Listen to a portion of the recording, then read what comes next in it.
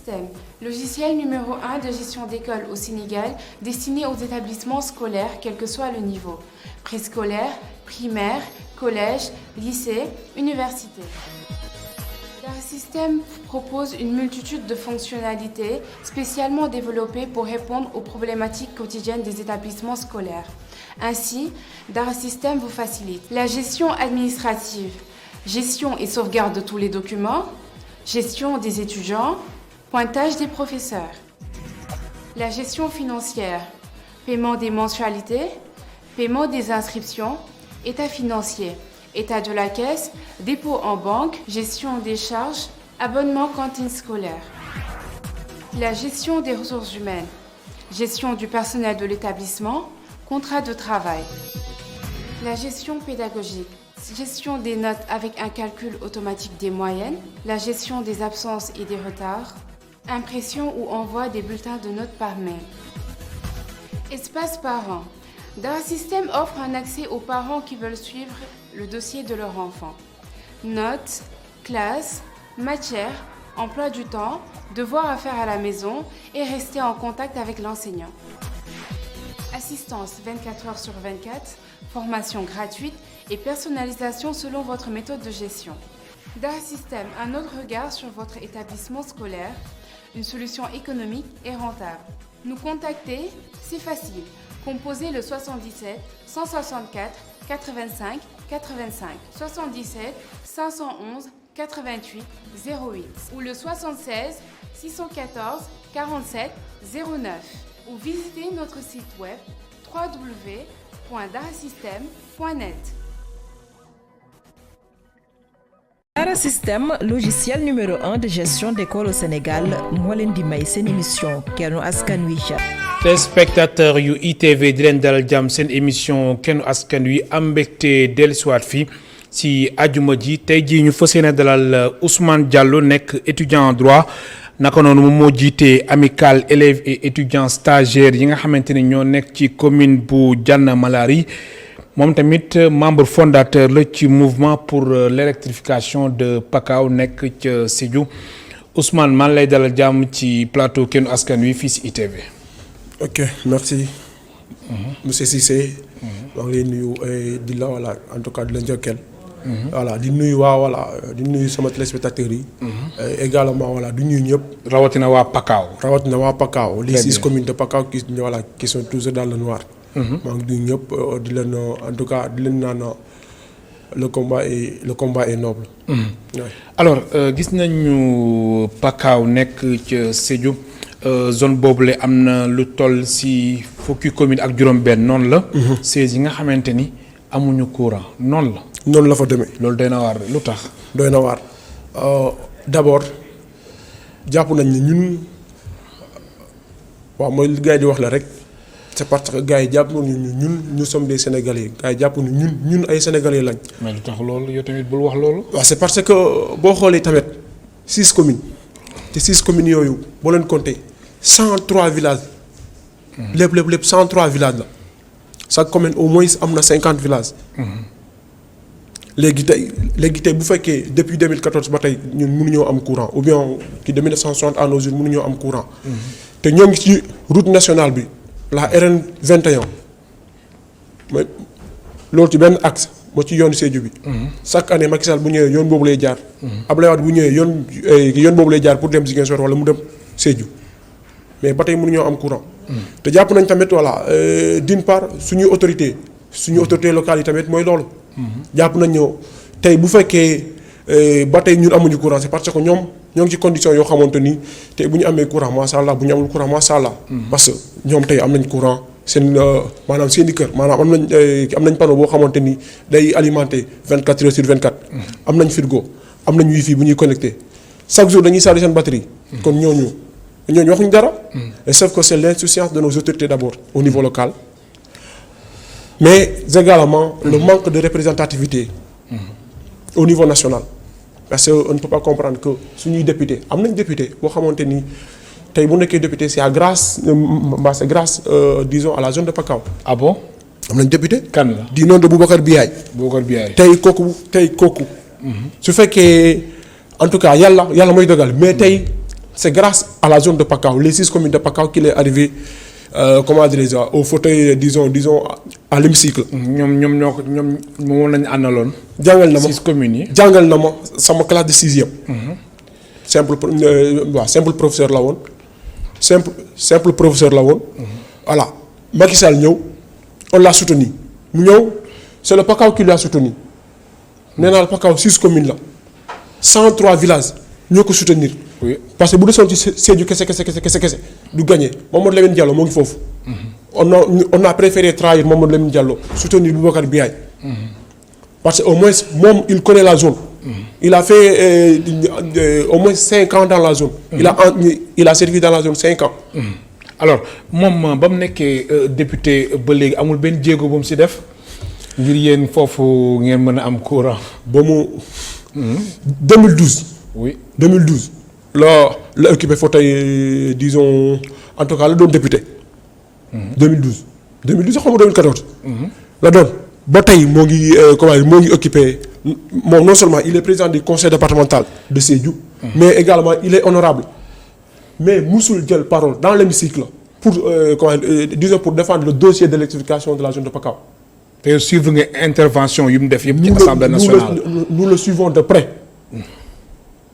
te d'ailleurs jàpp naa ni on lui a demandé à ce qu'il fasse une sortie publique pour demander à ce que Pakao mu am courant parce que jàpp nañu là c'est une injustice quand même parce que on ne peut pas comprendre que Fouta Agnam les Ndouloumadji les Ourossogui ñooñu tey ñooñu ñëpp am nañu courant mais c'est parce que ñoon suñu autorité dañuy taxaw mais ñun dañoo amul autorité boo xamante ni day taxaw naan leen nous on a besoin de ça. te ñun bu ñu jàppoon ni ñoom sax il avait des ambitions politiques nationales là on devait comprendre mais non seulement amuñu ambition politique nationale mais il ne pèse pas lourd. alors gis nañ tamit yéen si jamono yi si ginnaaw bindoon ngeen lettre Mamadou Makhtar Cissé boobu tamit mbir mi sottiwul woon. Mamadou Makhtar Cissé kenn bindu ko lettre. oui bindoo leen ko lettre yi. kenn bindu ko lettre. loo leen def. Mamadou Makhtar Cissé kenn wax c'est-à-dire kenn xamul sax kan man ba tey xaw ma kan nu mu tudd Mohamed Makhtar Cissé. te mouvement bi xamu ko. mais pourtant am na ñu nga xamante ni ñun interrogé woon na leen ñu nekk Sédhiou ñu ne ñoom bindoon nañ lettre Mamadou Makhtar Cissé. binduñu lettre. peut-être yéen seen mouvement moo bindul mais am na ñu bind. xam nga ñan ñoo bind. ñan ñoo bind. Abdoulaye Diop. oui le ministre de Sédhiou. oui il ne s'est jamais soucié de ce problème-là. le ministre de la culture et de la communication. le ministre de la culture et de la communication. et d'ailleurs suba dañoo war a accueillir le ministre Mamadou Makhtar Cissé. à Dianamalari dans ma commune. oui à Dianamalari en compagnie avec Abdoulaye Diop. et les autres maires. te ñoom suñuy ñëw foofu nañuy jaar. waaw mais xanaa ñoom suñuy ñëw bëccëg nañuy ñëw ñu ñëw guddi. bëccëg la ñuy ñëw parce que ñoo ñëw guddi parce que lëndëm ay bi fa nekk saa guddi yow sañoo génn. kon foofu lëndamaay su fa amee kon insécurité am na fa. loolu chaque jour la d'ailleurs c'est la plaque tournante de la drogue. la zone de Pakao chaque mois da ngay dégg naan la fii jàpp nañ fi drogue chaque mois da ngay dégg loolu te Mohamed Makhtar Cissé Abdoulaye Diop. vous savez am na benn dicton en français ñu ne quand ma maison est envahie par le feu. et que aujourd'hui voilà vous êtes mon ami ou bien que vous êtes mon voisin. vous êtes obligé de m'aider de me venir au secours. faute de quoi votre maison serait envahie par le feu. Abdoulaye Diop la def il a senti la menace dans le Pakao. oui parce que nee naa la Pakao bii mooy voté parce que waa Pakao ils ont le sentiment facile dañu bëri yërmande. dañuy ñëw jox leen benn 2000 chaque année chaque élection jox leen benn 2000 ñu voté bu ñu voté mu jeex léegi bu ñu demee Abou Diop tey Abou Diop gis nga avant même la marche moom bu mu yëgee ni gars yi dañuy dem marche en compagnie de Guy Marius Sagna. oui il a reçu les gosses avant même la marche le vendredi. mooy manifestation bi ngeen defoon le 10. merci oui. il a reçu les gosses disons pour leur dire que le ministre va venir à Dianamalari pour donner des explications aujourd'hui on se demande même la quintessence disons voilà. de la visite quoi oui de la visite. ah bon. parce que mais peut-être aussi su fa ñëwee incha allah dina leen wax loo xamante ni dina mën a dugg bu baax a baax si seen nopp mu dig leen ni gouvernement bi taxaw na temm ngir foofu am courant. Pakao 6 communes yu nekk foofu yëpp am courant. yàgg nañoo dégg ay dégg Makhtar Cissé du wax dara loo xamante ni Macky Sall wax ko fa du wax dara loo xamante ni Biaye wax ko fa dox dara loo xamante ne Abdoulaye Diop waxu ko fa. c'est-à-dire c'est toujours à la même parole. maanaam bon gis nga mouvement bi. tey dafa divisé. te mouvement bi dafa divisé. man je suis le membre fondateur de ce mouvement bi dafa divisé. dafa divisé lu tax. parce que politiciens ñoo fa jaar. xar mouvement bi. ils me font passer pour le méchant de l'histoire. dañoo rencontré Guy Marius Sagna pour avoir son soutien. parce que aujourd'hui Guy Marius Sagna bu waxee sûrement gouvernement bi da koy dégg.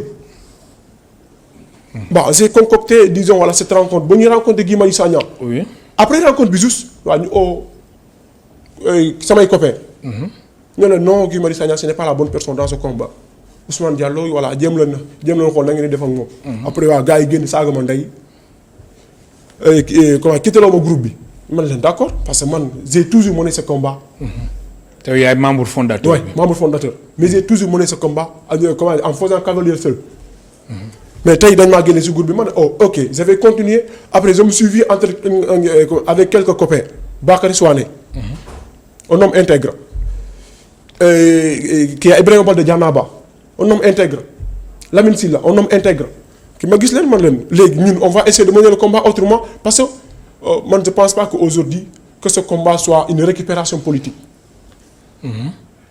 tey loo tax tey dañoo taxaw ne leen ñun on va mener le combat autrement parce que gis nañ ni ñun bu ñu defee marche ils ont senti la pression. ils ont essayé de concocter une rencontre avec la population. et d'ailleurs rencontre boobu da ngay dégg ñu naan la meeting non da ngay dégg ñu naan la explication la bu dee explication kese la mais si mun naa toog fii joxe explication ñu déglu. mais alors seen mouvement bi di mouvement pour l'électrification de Pakao Ousmane Diallo ñi nga xamante ni dañ ci génn ba mouvement bi divisé wu est-ce que du yéen seen démarche la ñu àndul. waaw bëgguñu suñu démarche. parce que waaw bëgguñu suñu démarche parce que Guy Marius Sagna la ñuy éviter parce que voilà dañu ne d'abord la première yéen forcément lan moo tax yéen ngeen dugal ci forcément Guy Marius Sagna. mais c'est parce que on a mené le combat à maintes reprises à Diana Molari on a mené le combat à maintes reprises dans le Pakao. rien Diana Molari nee naa leen ils ont emprisonné 21 jeunes. ils ont emprisonné 21 jeunes. mais ñoom bàyyi nan leen. waaw oui loolu c'était en 2015. oui ñoom bi ñu leen bàyyi nga leen def benn groupe électrogène lañ yónni. benn groupe électrogène lañ jël yónni ko. Diana Molari jël ko léegi groupe électrogène boobu tey day am courant un mois du am courant te boo ootewee tey dañuy naan Diana Molari amul courant ils sont dans le noir te Diana Molari est la seule commune qui a disons ce groupe électrogène. les autres 5 communes n'ont rien. ils baignent dans le noir. il y a des femmes yoo xamante ni ils accouchent dans le noir. des sages-femmes qui travaillent dans le noir ba tey ba suba. te d'ailleurs Diana Molari bi ma lay wax moom Diana Molari mi am comment dirais-je xam groupe électrogène. ba tey les sages-femmes travaillent dans le noir parce que panneau yi ñu fa def baaxul. mais loolu doy na war naaj amul panneau yi du dox. c'est-à-dire tey jàpp nañ ni. oui cette affaire n'est plus de la compétence de ces autorités locales. ah bon.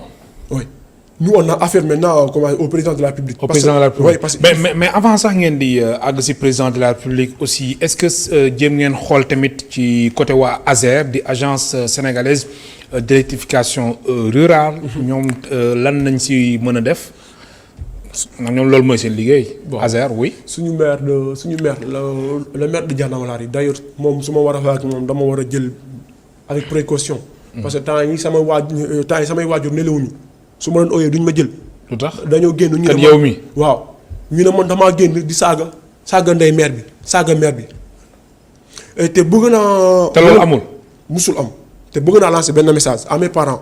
Oui. À ceux qui me regardent aujourd'hui. xamal leen man j'ai hérité d'une bonne éducation. Oui. Mon éducation ne me permet pas d'insulter une tierce personne encore moins une autorité saagawuma kenn d'ailleurs c'est lui qui m'a insulté la mère il m'a appelé au téléphone pour m'insulter les parents man je n'ai fait que publier ces insultes. mais après dafa génn.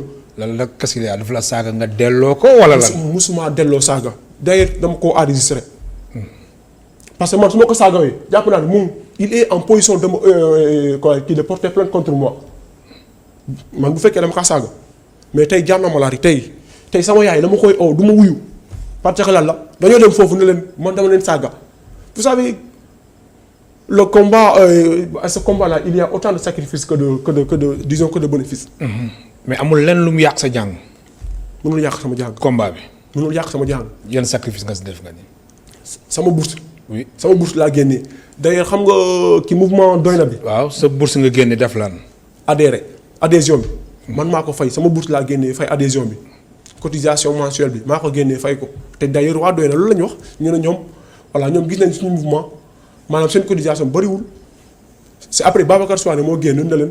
bon moom gis moo nekk ci combat bi. moom mooy fay xaalisam. parce que tey ñu dañoo jàpp il est incohérent. oui au 21e siècle la ko à chaque fois Macky Sall bu génnee nañu l'équité territoriale mais l'équité territoriale n'existe pas ñun on ne croit pas à ça. parce que si on nous dit que les collectivités territoriales sont à égale distance sont au même pied d'égalité. mais kon territorialisation bu ñuy wax nii. amul gisoo leen nga ci seen yoon boobu. ñun mosuma ko gis c'est parce que d'abord amuñu ndox ñun amuñu réseau bu baax. ñun amuñu courant ndox mi sax daan si ñëw ci kanam tuuti. ma bàyyi la nga daaneel. am na suñu mbokk téléspectateur yi nga xamante ni bëgg nañ dugg ci ligne bi ñu fàttali leen ni Ousmane Diallo nañuy dalal tey moom étudiant en droit la naka noonu moom moo jiite amicale des élèves étudiants et stagiaires de la commune de Diana Malari naka noonu mu nekk membre fondateur bu mouvement pour l'électrification rurale mën ngeen participer ci émission bi soo leen wootee déjà ci 88 628 74 74 88 628 74 74 déjà am na ku nekk ci li bi ñu jël ko allo. allo bismillah kilifa gi. allo. baal ñu nga wàññi télé bi su ko defee déggin bi gën a mën a jàpp ni kilifa gi. waaw allo. allo oui. bismillah ñu ngi lay déglu. waaw salaamaaleykum maa ngi nuyu téléspectateurs yëpp. di nuyu seen invité Ousmane Diallo. oui. man la Bakary Souane. membre du mouvement pour Pakao. di remercier ci invitation bi ngeen ñu invité. di wax ne Ousmane maa ngi lay nuyu bu baax a baax. di wax ne combat bi ñu nekk di mëne nii c'est pas un combat politique. C'est un combat pour le Pakao. Et il est temps que les Sénégalais sachent que nous sommes considérés comme n'étant pas partie du Pakao. tey même suñuy parents bu ñuy quitter dans cette zone ils disent que bu ñu dem Dakar bu ñu wax ne ñoo ngi dem Dakar mais ils disent ñoo ngi dem Sénégal. pour lu tax. non parce que ils se considèrent pas comme étant sénégalais. moo tax boo ko ñëwee parents bu fay jóg di dem daal maa ngi dem Sénégal. C'est comme si on a l'impression que nous ne faisons pas partie du Sénégal, mais nous faisons partie de la Guinée ou de la Gambie. Et aussi, je lance un message à la population de Pakao. Wolof. Que la rencontre qui doit se passer demain. Allô? Oui, allô. waxal wolof s'il vous plaît. ma ne rencontre bi war a am suba. waa affaire ñu ngi koy jéem a politiser. si naka. parce que actuellement ñoo ngi mobiliser wu pour joxe benn accueil bu grandiose au ministre de l'énergie. Mamadou Matar Cissé. Mamadou Matar. alors que ñun suñu problème ñun soxlawuñu dara lu dul électricité.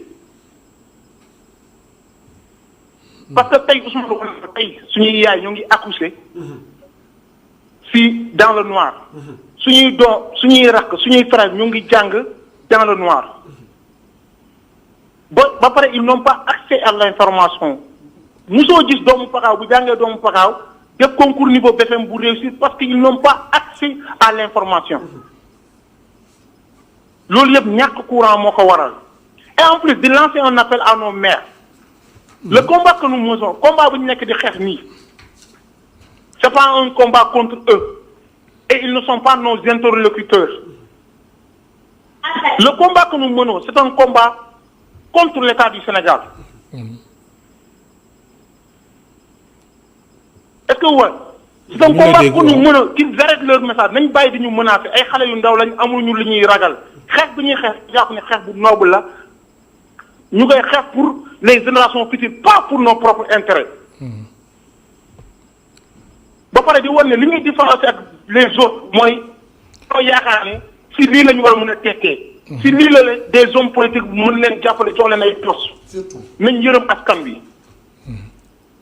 nañ yërëm askan wi tey Guy Marius Sagna mi ñu boole ci combat bi dañoo am yaakaar ne bu ñu àndee ak moom xeex bi dinañ porter le combat au niveau national ndax Macky Sall xam ne autorités yi nekk au niveau de Pakao ils ne sont pas en train de travailler ils sont en train de se jouer de la population maanaam dañuy caaxaani dañuy fooyee askan bi tey bu koo ci dem këram mu ngi takk 24 heures sur 24 ñoo ngi takk jabar di takk ay ñaareel di takk ay ñeenteel di wuti ay kër di tabax ay R+2 bàyyi population bi di souffrir ñuy taal ay lampe tempête imagine toi en 2020 ñu ne la am na population yu nekk di taal lampe tempête ba léegi ñu nekk di taal sondeel.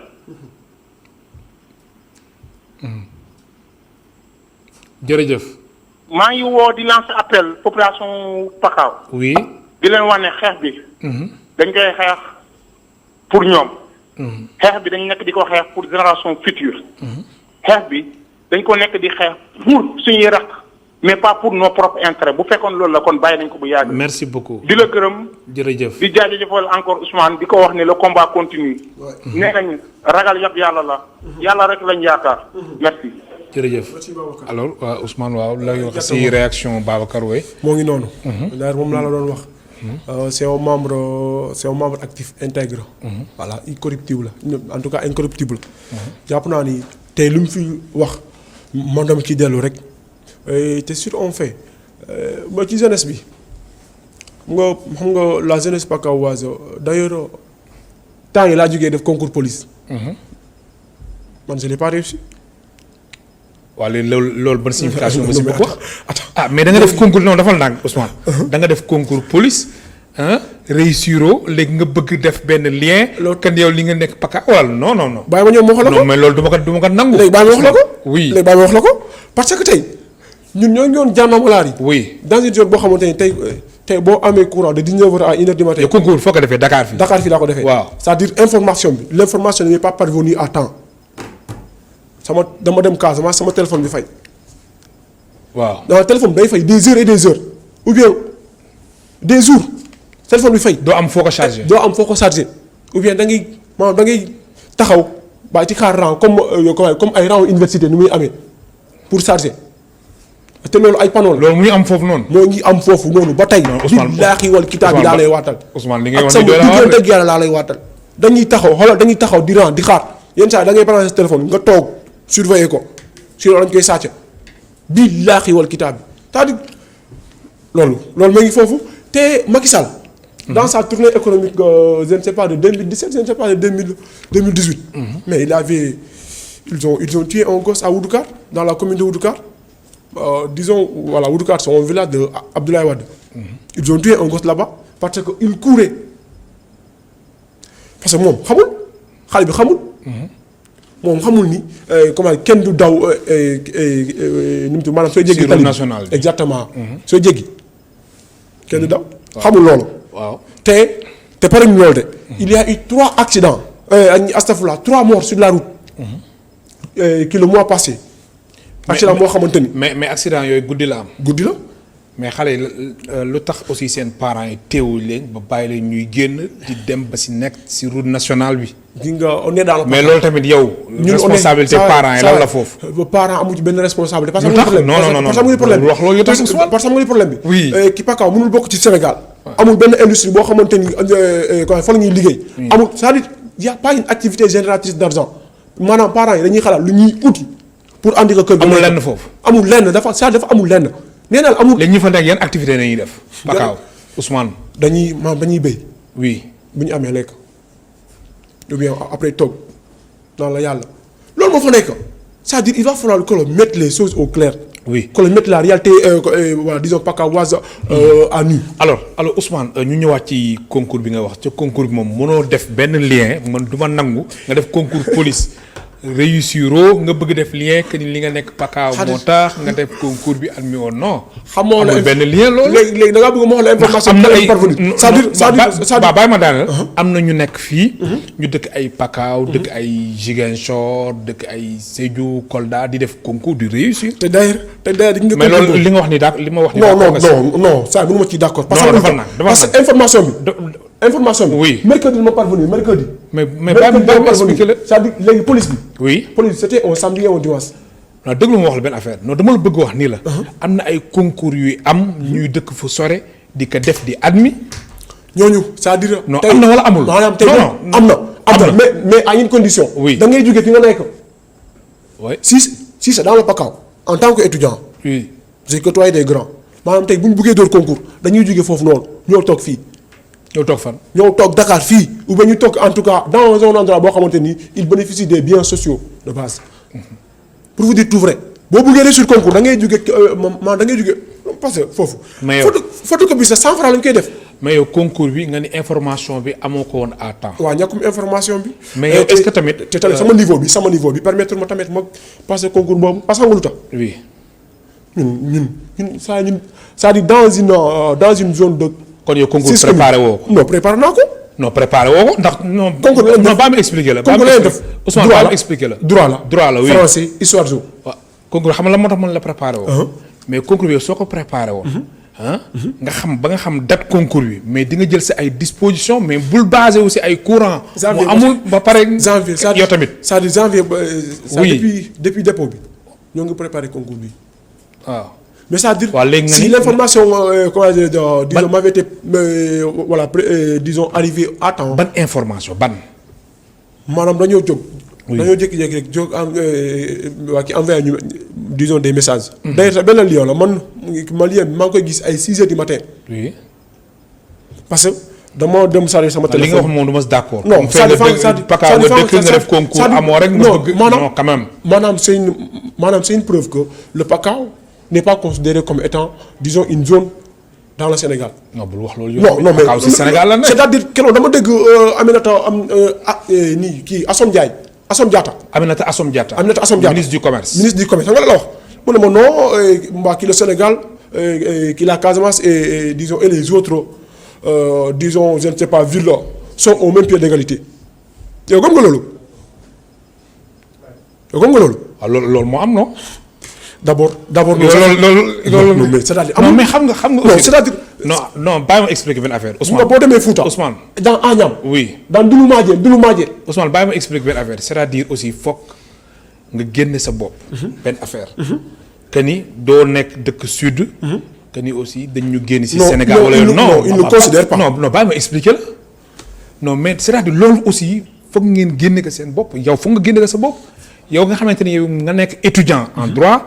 ba pare nga nekk membre fondateur bu mouvement pour l'électrification rurale. quand même sooy wax yow en tant que intellectuel waroo wax loolu. loolu moo ma permettre may génnee wax bi gi nga sama caractère intellectuel bi moom may permettre ma génnee lii parce que nga lu tax.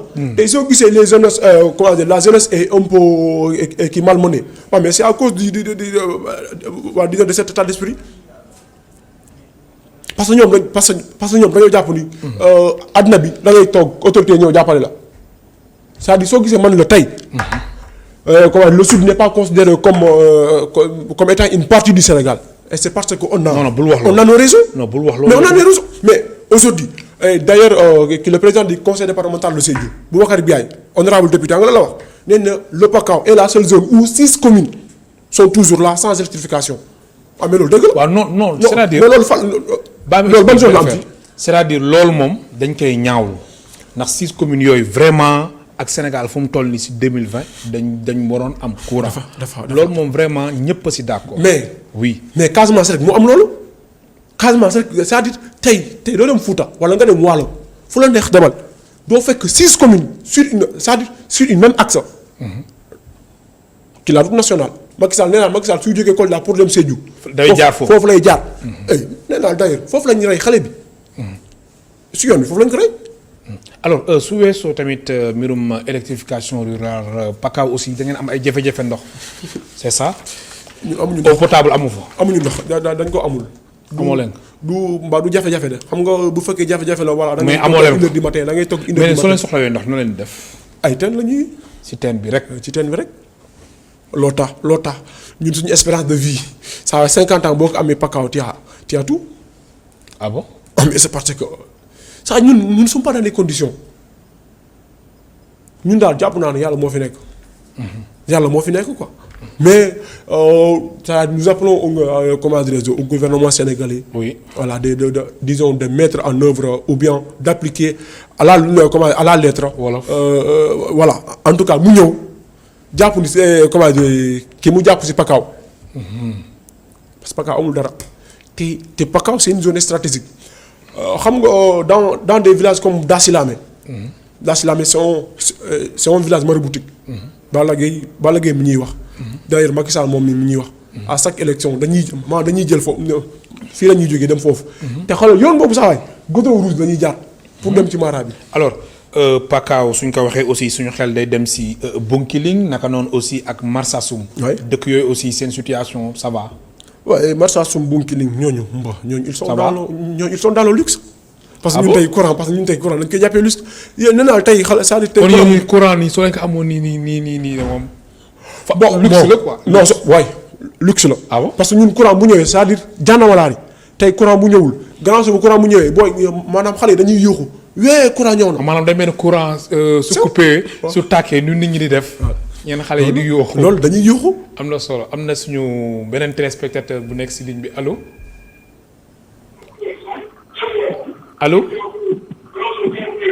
allo baal ñu nga wàññi télé bi. allo bismillah kilifa gi. allo. ñu lay dégg baal ñu nga wàññi télé bi nga wax directement bañ a déglu télé bi allo. allo salaamaaleykum. waaleykum salaam baal ñu nga wàññi télé bi kilifa gi. waaw c'est vrai d'accord. voilà man de monsieur Mané receveur des postes de Saraya. dégguma la. ma ne man la monsieur Mané receveur des postes de Saraya. ok bismillah Saraya bismillah. waaw maa ngi woote depuis Saraya nii. waaw foofu yéen am télé bi mu leer nañu foofu. waaw dama am télé bu ma xaw a jege mais wàññi naa ko. waaw très bien bismillah ñun lay déglu. voilà dama bëggoon participer ci débat bi. yow rek nañuy déglu kilifa gi. concernant les patients du Pakao. allo waaw ñu lay déglu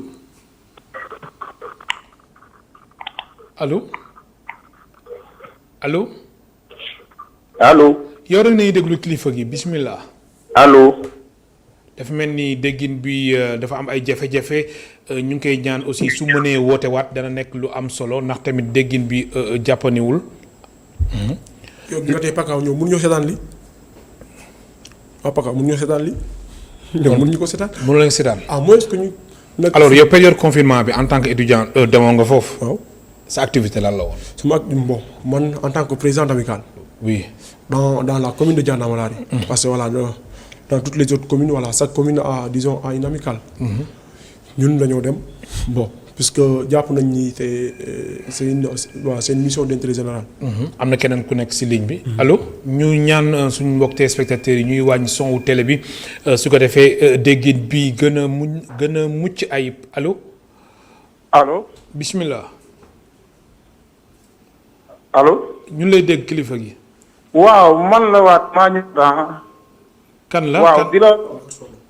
Bakary Soane soirée bismillah ñu lay déglu. da nga waaw di wax ne comme Ousmane li mu wax noonu. oui. ñun courant tey bu ñu ko amoon mun naa dañ koy ngénte dañuy def cérémonie ngénte ko. looy wax ni. yàlla xam na ko parce que man dama rappelle jour bi may installé premier jour panneau sama kër. toog naa 3 jours successifs yoo xam ne génnuma sama néeg ba gaa yi yaakaar ne est-ce que mu ngi fii. waaw parce que dafa mel ni événement. kon bu la waxee ne waa Marsassoum ak waa Bunkiling ñoom ils sont dans le luxe ñun courant day nañ ko jàppee comme un luxe. kon yéen soo leen amoon courant dañu koy ngénte nii. dañ koy ngénte dañuy ngénte rey ay xar. loolu de xam naa boobaa moom xam naa genre Ablaye Ndiaye ak Modou moom dinañ ñëw. te Ousmane li muy wax c'est pas parce que ñun dañuy def suñu bopp ne bokkuñu Sénégal de c'est juste que on a impression boobu la ñu am.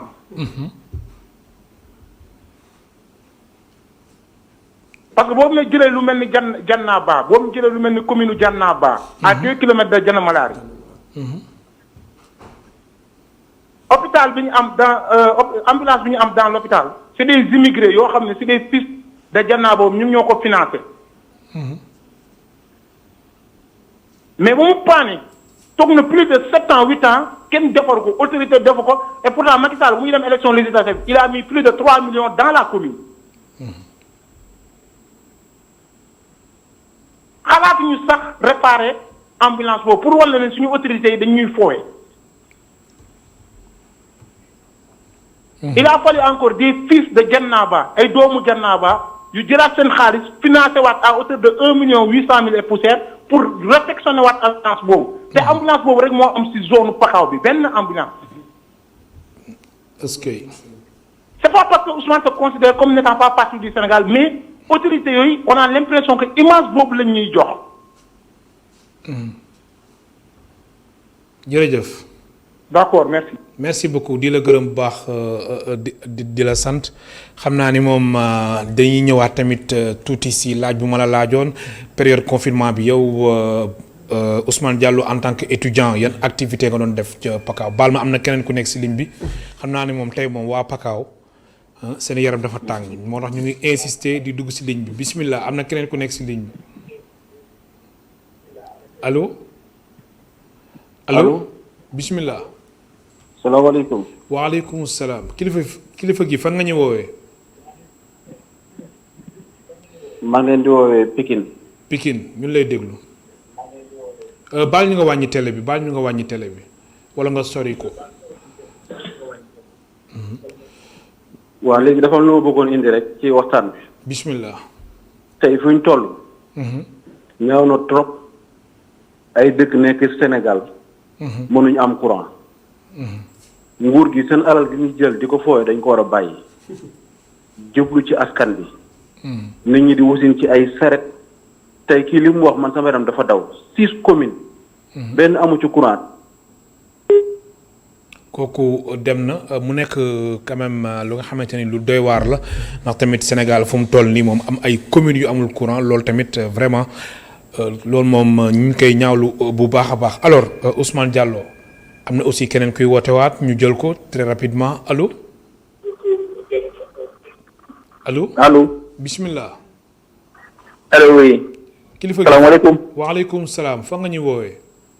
sëñ bi maa ngi leen woo depuis Saraya. Saraya bismillah ñu lay déglu. oui. man la monsieur Mané damaa bëggoon participer ci débat bi. yaa ngi en direct ci ITV. waaw maa ngi leen di gërëm di leen sant. di nuyu Ousmane te di ko jaajëfal ci discussion et aussi ak yéen seen disponibilité.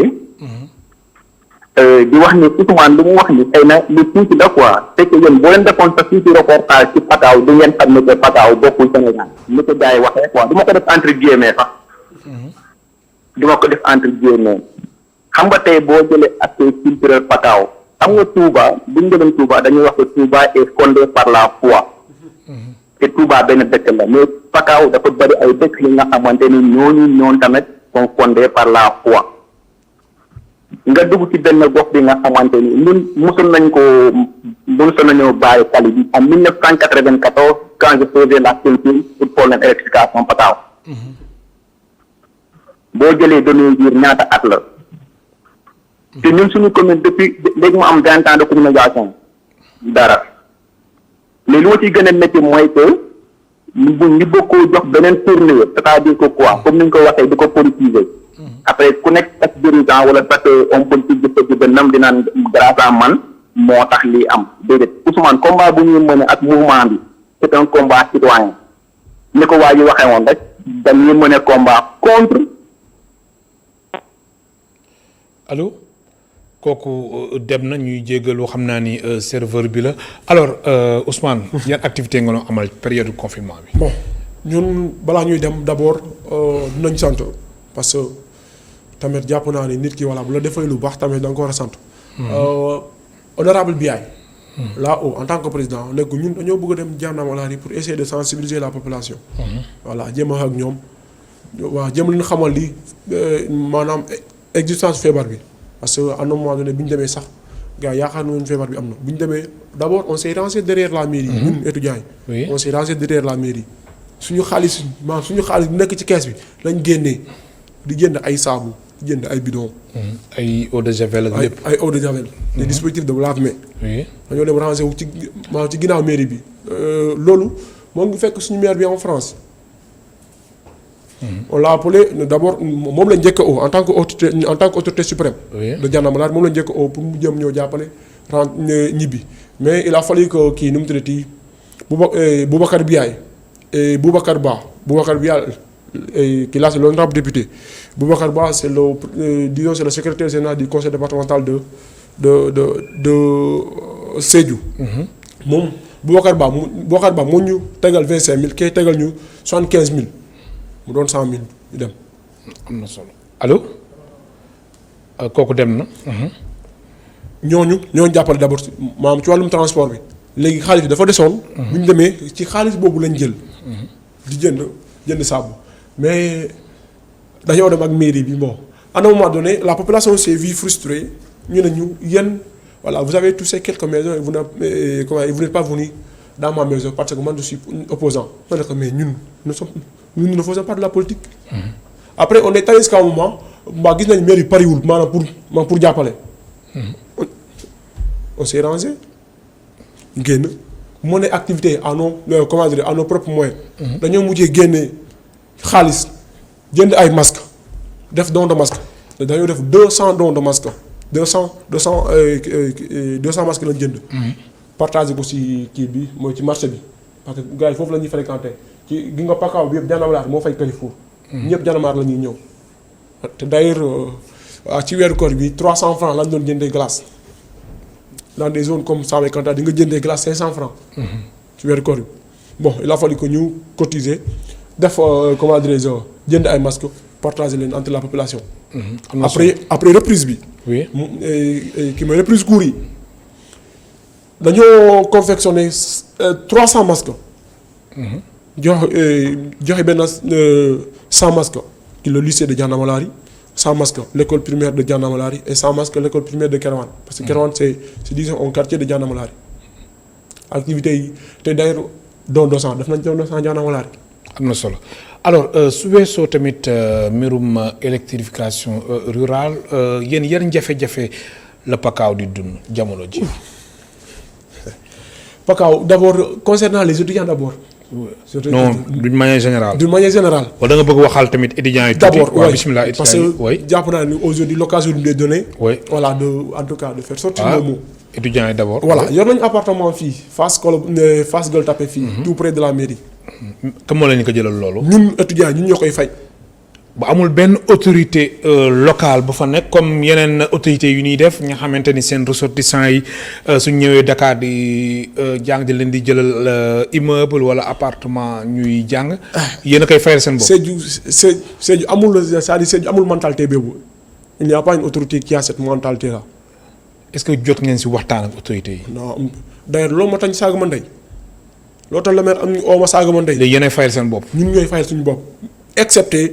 président conseil départemental Sédhiou moo ñu jëlal 3 mois de vacances lu mu ñu koy jëlal te d'ailleurs ren def na ko après ren voilà bon am nañ benn association des ressortissants de Janamalaari Kerewan. ñooñu ils nous ont soutenu. parce que chaque étudiant 5000 la doon fay 5000 yow boo doon fay 5000 chaque étudiant chaque fin du mois da ngay fay 5000 xaaral fin du mois jot nga woo étudiant yi pour ne leen saa fayal fin du mois non seulement il est gêné. mais yow mii di laaj tu te fais passer pour le méchant. ñoo koy fay ba tey. mais voilà d'une façon ou d'une autre da ngay dégg ñu naan la non c'est le député qui le prend en charge wala nga dégg ñu naan la c'est la municipalité qui le prend en charge bon dem nañ toog ak municipalité bi waaw wax nag ñoom essayer de prendre ne serait-ce que l'appartement en charge pour essayer d'alléger la situation aux étudiants. alors Ousmane ñaari simili moo ñu dese. su weesoo tamit étudiants yi yan jafe-jafe la Pakao am. jeunesse bi. oui. il y a une jeunesse qui est là-bas. une jeunesse qui dort. day nelaw de non day nelaw. defuñu dara. defuñu dara loolu lañ fa nekkee dañ fay nekk soit dañuy ëmbal xale jigéen ñi ñii di jàng. non bàyyi li ngay wax yow tamit. c'est-à-dire amul benn intérêt fenal. mais loolu doy na waar ah. non mais c'est-à-dire Pakao moo doy waar. jeunesse bi moo ngi foofu day nelaw te. saa bëgg naa lancer benn appel pour suba. suba bëgg naa lancer benn appel pour suba c'est-à-dire suba le ministre il doit venir pour nous donner des explications et non pour un meeting. dafa war ñëw daal wax leen lu leer. wax leen ñun wax ñu leer mais c'est que le ministre il ne s'est pas préparé pour nous donner des explications concrètes. alors léegi jeunesse bi léegi seen activité amuñ fa activité dañuy nelaw. gis nga foofu benn activité moo fa nekk soit da ngay jàng. oui bon si tu ne parviens pas à avoir le bac tu laisses. boo léegi bàyyi ñu jàngul après dañuy dem bay. bàyyi fan. lu ñuy def. c'est-à-dire si marché yi la ñuy toog. waaw maanaam ci ay jotaay la ñuy toog parce que tamit. si ay jotaay la ñuy toog. waaw mais ñoom fan la ñuy liggéey. dinaan ataaya. ataaya kay ñoom fan la ñuy liggéey. c'est-à-dire amul benn industrie amul benn activité boo xamante ni parce que c'est un artiste mécanicien daal moo fa nekk boo teelee ba jàng nga dem def mécanique te mécanique boobu après waa Jakarta ngay dawal. après voilà lan la da ngay dee. mais foofu am na ay boutique am na loolu yëpp yow tamit nag. waaw mais boutique mais du n'importe qui mooy mën a gérer boutique. nga foofu la ñuy toog saa xale bu jigéen bu romb ne la kii mool la de loolu la ñuy def ëmbal billaahi laa lay waatal. ça dafa am problème maanaam tey ñun dañoo sonn on est fatigué c'est-à-dire gars yi dañuy jàng fii gars yi cartouché delluwaat c'est-à-dire on n'est pas c'est-à-dire nous sommes des oubliés du Sénégal gars yi dañoo fàtte c'est-à-dire nous ne sommes pas respectés yow mënoo ñëw tey nga dugg sama gaal la jox ma benn 2000 francs naa ma votel ma après yow tu te fais de l'argent maanaam parce que tamit Ousmane nga baal ma mais waxtu bi jeex na ma bàyyi la nga daaneel très rapidement. ok samay waajur rek laay waxal ba tey. parce que j'ai mal au cœur d'appeler mes parents. te sama yaay dafa bañ.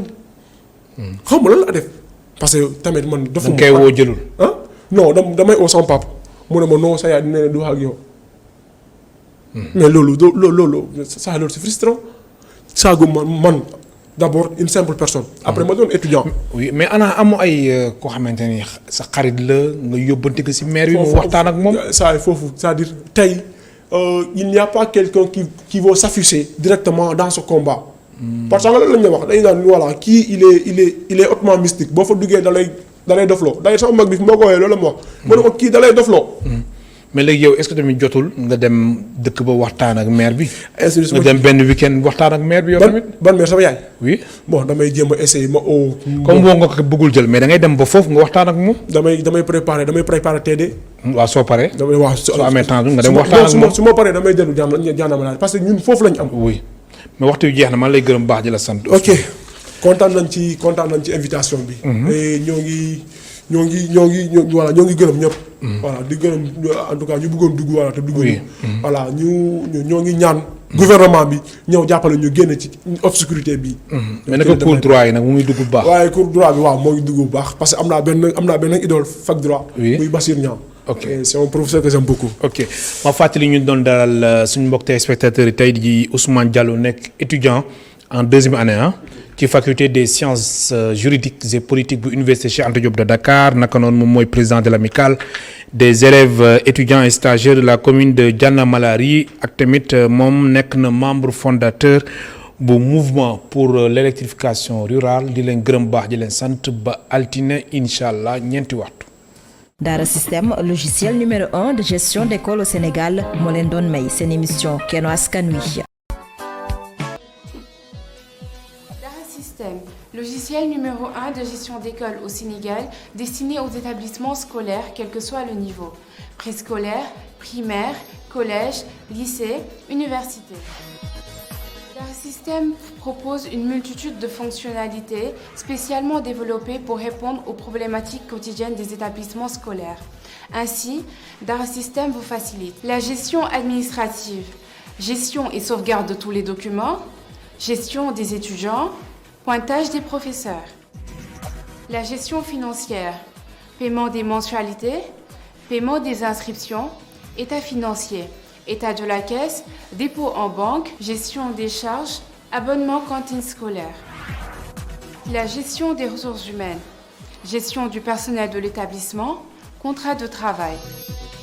La gestion pédagogique, gestion des notes avec un calcul automatique des moyennes, la gestion des absences et des retards, impression ou envoi des bulletins de notes par mail.